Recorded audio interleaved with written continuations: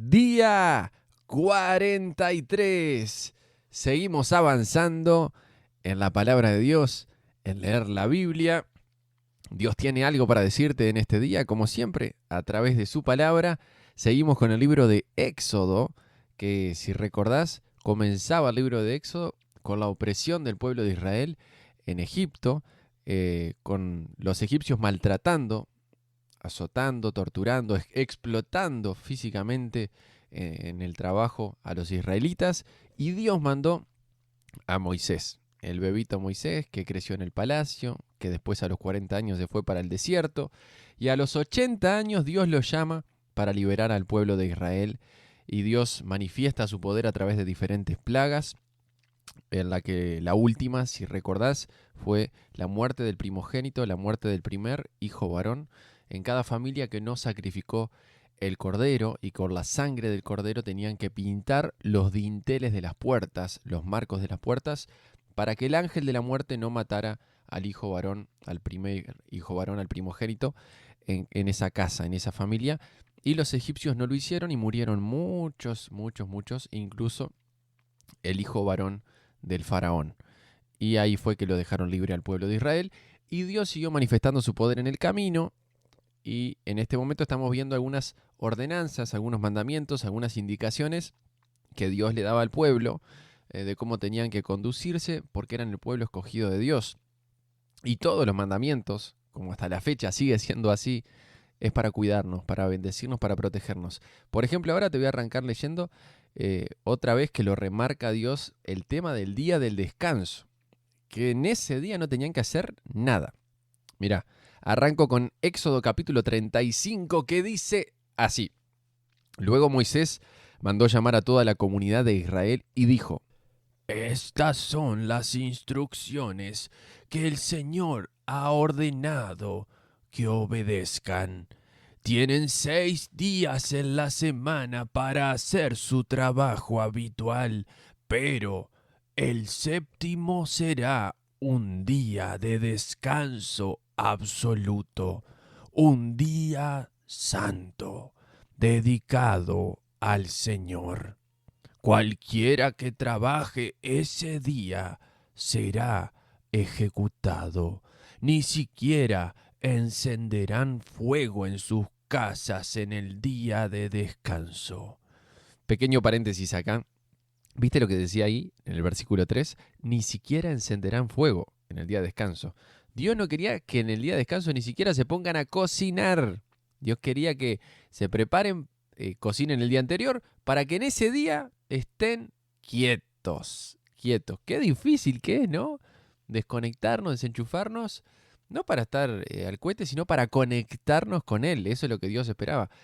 Que uno no tuviera excusa de decir, bueno, lo que pasa es que tengo que ir a trabajar. No. Este día quédate quieto. Yo te lo doy como un mandato, como un mandamiento. Te tenés que quedar quieto. Si no, la gente no paraba. Vamos al versículo 4. Y si no, también nosotros no paramos, ¿no? Vamos al 4. Luego Moisés le dijo a toda la comunidad de Israel: Esto es lo que el Señor ha ordenado. Junten una ofrenda sagrada para el Señor. Que todas las personas de corazón generoso presenten al Señor las siguientes ofrendas: oro, plata y bronce, hilo azul, púrpura y escarlata, lino fino y pelo de cabra para tela, pieles de carnero curtidas y cuero de cabra de la mejor calidad, madera de acacia, aceite de oliva para las lámparas, especias para el aceite de la unción y para el incienso aromático, piedras de ónice y otras piedras preciosas para incrustar en el efod y en el pectoral del sacerdote. Vengan todos los que sean hábiles artesanos y construyan todo lo que el Señor ha ordenado: el tabernáculo y la carpa sagrada, la cubierta, los broches, los soportes, los travesaños, los postes y las bases, el arca y las varas para transportarla, la tapa del arca, el lugar de la expiación, la cortina interior que protege el arca, la mesa con las varas para transportarla y todos sus utensilios, el pan de la presencia para el alumbrado, el candelabro, sus accesorios, las copas para las lámparas y el aceite de oliva para la iluminación, el altar del incienso y las varas para transportarlo, el aceite de la unción y el incienso aromático, la cortina para la entrada del tabernáculo, el altar de las ofrendas quemadas, la rejilla de bronce del altar, las varas para transportarlo y sus utensilios, el lavamanos con su base, las cortinas para las paredes del atrio, los postes y sus bases, la cortina para la entrada del atrio, las estacas para el tabernáculo y el atrio y sus cuerdas, las vestiduras finamente confeccionadas para los sacerdotes, las cuales usarán mientras sirvan en el lugar santo, las vestiduras sagradas para el sacerdote Aarón y las vestiduras que sus hijos llevarán puestas cuando ministren como sacerdotes. Entonces toda la comunidad de Israel se despidió de Moisés y cada cual regresó a su carpa. Todos aquellos con el corazón motivado y el espíritu conmovido regresaron con ofrendas sagradas al Señor. Trajeron todos los materiales que se necesitaban para levantar el tabernáculo, para realizar las ceremonias y para confeccionar las vestiduras sagradas. Vinieron todos los que tenían el corazón dispuesto, tanto hombres como mujeres, y trajeron al Señor sus ofrendas de oro, broches, aretes, anillos y collares. Presentaron toda clase de objetos de oro como una ofrenda especial para el Señor. Todos los que poseían hilo azul, púrpura y escarlata, lino fino y pelo de cabra para tela, pieles de carnero curtidas y cuero de cabra de la mejor calidad, los traían voluntariamente. Además, todos los que tenían objetos de plata o de bronce los entregaron como una ofrenda sagrada al Señor, y quienes tenían madera de acacia la dispusieron para que se usara en el proyecto. Todas las mujeres que tenían habilidades para la costura y el tejido prepararon hilo azul, púrpura y escarlata y tela de lino fino y los entregaron. Todas las mujeres de buena voluntad pusieron en práctica sus habilidades para hilar el pelo de cabra. Los líderes entregaron piedras de ónice y otras piedras preciosas para incrustarlas en el efod y en el pectoral del sacerdote. También contribuyeron con especias y aceite de oliva para el alumbrado, el aceite de la unción y el incienso aromático. Así, todos los del pueblo de Israel, cada hombre y cada mujer con deseos de colaborar en la obra que el Señor les había dado por medio de Moisés, presentaron sus ofrendas con generosidad al Señor. Luego Moisés dijo al pueblo de Israel: el Señor ha escogido específicamente a Bezalel, el hijo de Uri y nieto de Ur, de la tribu de Judá. El Señor llenó a Bezalel del Espíritu de Dios y le dio gran sabiduría, capacidad y destreza en toda clase de artes manuales y oficios. Él es un maestro artesano, experto en trabajar el oro, la plata y el bronce. Es hábil en grabar, en incrustar piedras preciosas y en tallar madera. Es un maestro en todo trabajo artístico. El Señor les ha dado tanto a él como a Aholiab, hijo de Ahismac, de la tribu de Dan, la capacidad de enseñar a otros sus habilidades técnicas. El Señor los ha dotado de un talento especial en el arte de grabar, de diseñar, de tejer y bordar en hilo azul, púrpura y escarlata de lino fino. Ellos se destacan como artesanos y diseñadores. Y ahí finalizamos Éxodo capítulo 35, donde se vuelve a mencionar a Bezalel, que ya lo habíamos visto otros días anteriores, cómo Dios lo había llenado con el Espíritu Santo para hacer todas esas artes, esos diseños, en oro, en bronce, en plata, como decían, todo tipo de trabajo. Era imponente la habilidad que tenía este artesano Bezalel, que iba a enseñar también a otros.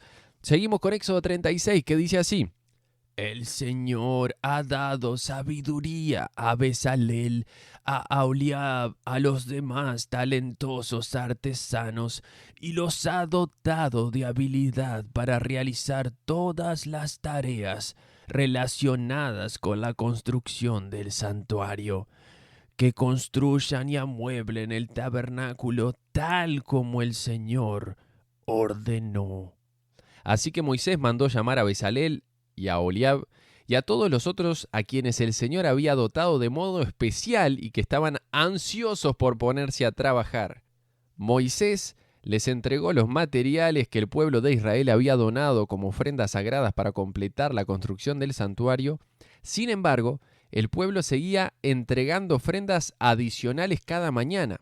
Finalmente, los artesanos que trabajaban en el santuario dejaron su labor, fueron a ver a Moisés y le informaron: la gente ha dado más de lo necesario para terminar la obra que el Señor nos ha ordenado hacer. Entonces Moisés dio una orden y se envió el siguiente mensaje por todo el campamento: hombres y mujeres, no preparen más ofrendas para el santuario. ¡Ya tenemos lo suficiente! Por lo tanto, la gente dejó de llevar sus ofrendas sagradas. Sus contribuciones fueron más que suficientes para completar todo el proyecto. Los hábiles artesanos hicieron 10 cortinas de lino de tejido fino para el tabernáculo. Luego, Bezalel adornó las cortinas con hilo azul, púrpura y escarlata y con querubines hábilmente bordados. Las 10 cortinas tenían exactamente la misma medida: 12 metros con 90 centímetros de largo por 1 metro con 80 centímetros de ancho. Se juntaron 5 de estas cortinas para hacer una larga y lo mismo se hizo con las otras 5 para formar una segunda cortina larga. Bezalel hizo 50 presillas de tejido azul y las puso a lo largo del borde de la última cortina de cada conjunto. Las 50 presillas a lo largo del borde de una cortina coincidían con las 50 presillas a lo largo del borde de la otra cortina. Luego hizo 50 broches de oro y los usó para sujetar las 2 cortinas largas. De ese modo, el tabernáculo se formaba de una pieza completa. Además, confeccionó 11 cortinas con tejido de pelo de cabra para que sirvieran de cubierta para el tabernáculo. Las 11 cortinas tenían exactamente la misma medida: 13 metros con 80 centímetros de largo por 1 metro con 80 centímetros de ancho. Bezalel juntó 5 de estas cortinas para formar una larga y luego juntó las otras 6 para formar una segunda cortina larga. Hizo 50 presillas para colocar en el borde de cada cortina larga y también hizo 50 broches de bronce para enganchar las 2 cortinas largas. De ese modo, la cubierta se formaba de una pieza completa. También completó la cubierta con una capa de pieles de carnero curtidas y otra capa de cuero de cabra de la mejor calidad. Para el armazón del tabernáculo, Bezalel construyó soportes de madera de acacia. Cada soporte medía 4 metros con 60 centímetros de alto por 69 centímetros de ancho y tenía 2 estacas debajo de cada soporte. Todos los soportes eran idénticos. Bezalel construyó 20 de estos soportes para sostener las cortinas del lado sur del tabernáculo. Hizo también 40 bases de plata, 2 bases por cada soporte, y las estacas encajaban firmemente en las bases. Para el lado norte del tabernáculo, construyó otros 20 soportes, con sus 40 bases de plata, 2 bases por cada soporte. Hizo 6 soportes para la parte posterior, es decir, el lado occidental del tabernáculo, junto con 2 soportes más para reforzar las esquinas de la parte posterior del tabernáculo. Los soportes de las esquinas estaban emparejados por abajo y firmemente sujetados por arriba, un solo anillo. Esto formaba un solo esquinero. Ambos esquineros se hicieron de la misma manera. Así que había 8 soportes en la parte posterior del tabernáculo sobre 16 bases de plata, 2 bases por cada soporte. Después hizo travesaños de madera de acacia para unir las estructuras, 5 travesaños para el lado norte del tabernáculo y 5 para el lado sur. Preparó también 5 travesaños para la parte posterior del tabernáculo que da al occidente. Fijó el travesaño central a la mitad de la altura de los soportes, el cual pasaba de un extremo del tabernáculo al otro. Recubrió de oro los soportes e hizo anillos de oro para sostener los travesaños y también recubrió de oro los travesaños. Para el interior del tabernáculo, Bezalel hizo una cortina especial de lino de tejido fino. La adornó con hilo azul, púrpura y escarlata y con querubines hábilmente bordados. Para colgar la cortina, hizo 4 postes de madera de acacia y 4 ganchos de oro. También recubrió de oro los postes y los colocó en 4 bases de plata. Luego confeccionó otra cortina para la entrada de la carpa sagrada. La elaboró con lino de tejido fino y la bordó con diseños refinados, usando hilo azul, púrpura y escarlata. La cortina fue colgada de ganchos de oro que estaban sujetos a 5 postes. Los postes, con sus capiteles decorativos y ganchos, estaban recubiertos de oro y las 5 bases eran de bronce fundido. Ahí finalizamos este capítulo del libro de Éxodo y algo que podemos darnos cuenta es que Dios estaba en cada detalle. Bezalel y los artesanos fueron los que lo construyeron, pero el diseño de la forma en la que tenía que tener el tabernáculo, de los materiales con que se tenía que hacer, de los metros, las alturas, las columnas, todos los detalles los había dado Dios a Moisés. Dios es un Dios detallista. Es un Dios que no hace las cosas al voleo. Es un Dios que está en los pequeños detalles. Y así como estaban esos pequeños detalles del tabernáculo, que era un lugar muy importante, muy especial, porque Dios iba a manifestar en ese lugar, pero mucho más importante, más que una tela, es tu vida. Para Dios sos especial, sos importante. Eso le cayó a David, esa revelación en el Salmo 139, que se dio cuenta de que Dios lo había formado en el vientre de su mamá. Estuvo en los detallecitos, en las pestañas, en las uñas, en los órganos que no se ven internos en el cuerpo. Dios formó todo tu ser, porque es un Dios de detalles, ¿no? Es un Dios que nos ama y que no hace las cosas al voleo. No es un Dios que hace por cantidades. Por eso cada uno somos diferentes, ¿no? Dios es un Dios que hace las cosas con detalle y con su marca original, como nos hizo a cada uno diferente. Nos vamos al libro del Nuevo Testamento que estamos leyendo, Marcos capítulo 15, donde estamos viendo los últimos momentos de Jesús antes de la cruz. Recordarás que ayer vimos cuando los discípulos lo abandonaron, cuando no lo acompañaron en ese momento de dolor, que Jesús les decía, oren por mí, oren conmigo. Y Jesús pasó momentos muy difíciles y todo lo hizo por amor a nosotros. Vamos a seguir con la lectura. Marcos capítulo 15 dice así: muy temprano por la mañana, los principales sacerdotes, los ancianos y los maestros de la ley religiosa, todo el concilio supremo, se reunieron para hablar del próximo paso. Ataron a Jesús, se lo llevaron y lo entregaron a Pilato, el gobernador romano. Pilato le preguntó a Jesús: ¿Eres tú el rey de los judíos? Tú lo has dicho, contestó Jesús. Entonces los principales sacerdotes siguieron acusándolo de muchos delitos y Pilato le preguntó: ¿No vas a contestarles? ¿Qué me dices de las acusaciones que presentan en tu contra? Entonces, para sorpresa de Pilato, Jesús no dijo nada. Ahora bien, era costumbre del gobernador poner en libertad a un preso cada año durante la celebración de la Pascua, el que la gente pidiera. Uno de los presos en ese tiempo era Barrabás, un revolucionario que había cometido un asesinato durante un levantamiento. La multitud acudió a Pilato y le pidió que soltara a un preso como era la costumbre. ¿Quieren que les deje libertad a ese rey de los judíos?, preguntó Pilato, pues ya se había dado cuenta de que los principales sacerdotes habían arrestado a Jesús por envidia.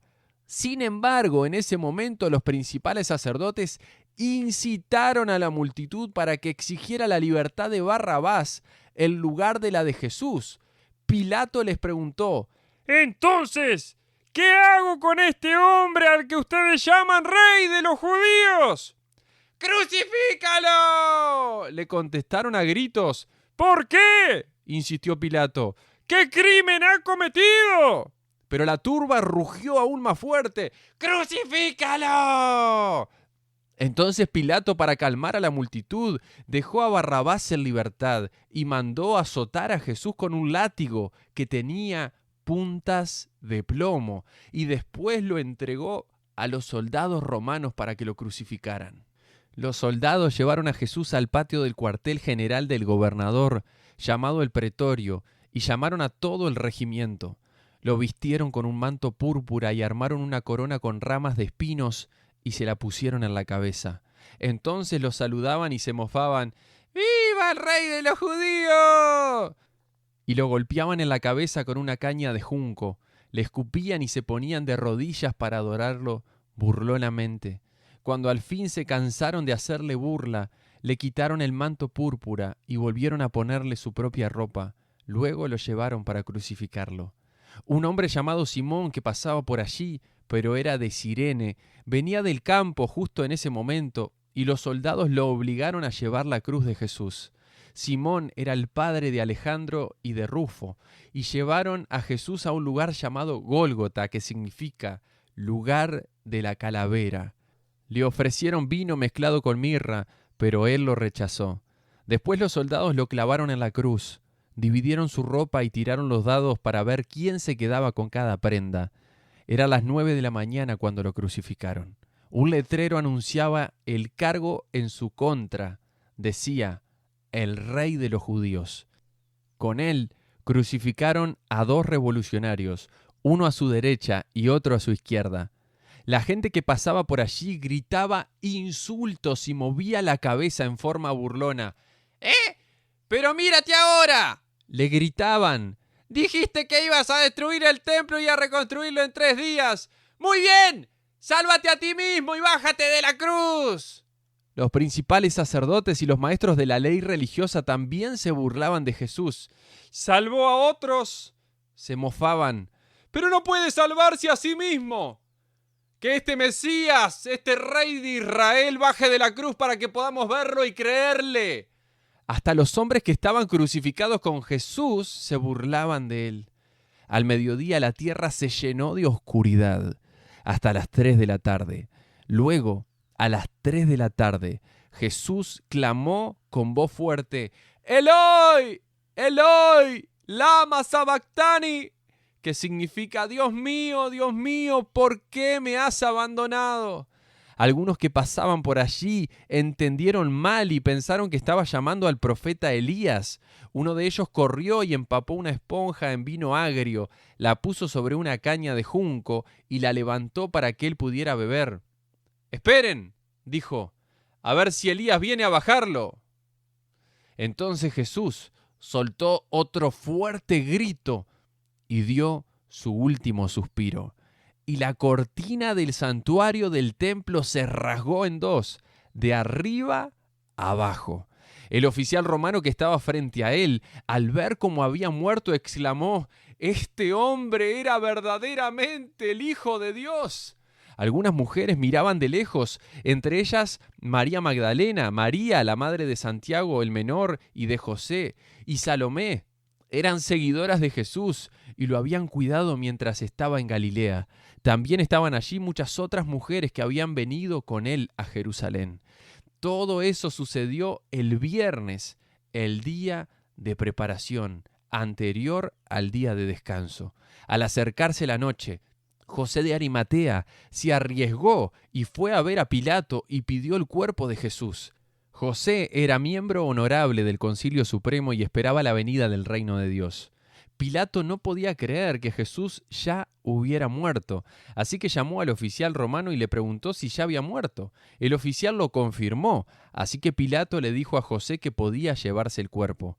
José compró un largo lienzo de lino, luego bajó el cuerpo de Jesús de la cruz, lo envolvió en lienzo y lo colocó en una tumba que había sido tallada en la roca.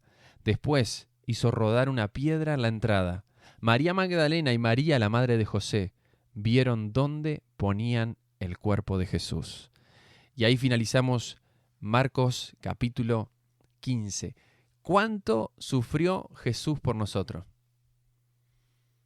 Teniendo todo el poder para bajarse de la cruz, cuando se burlaron de él, cuando le clavaron la corona de espinas, cuando lo azotaron, pudiendo decir, no voy a permitir esto. Los discípulos estaban totalmente desconcertados. Vamos a ponernos un poquito en el lugar de los discípulos.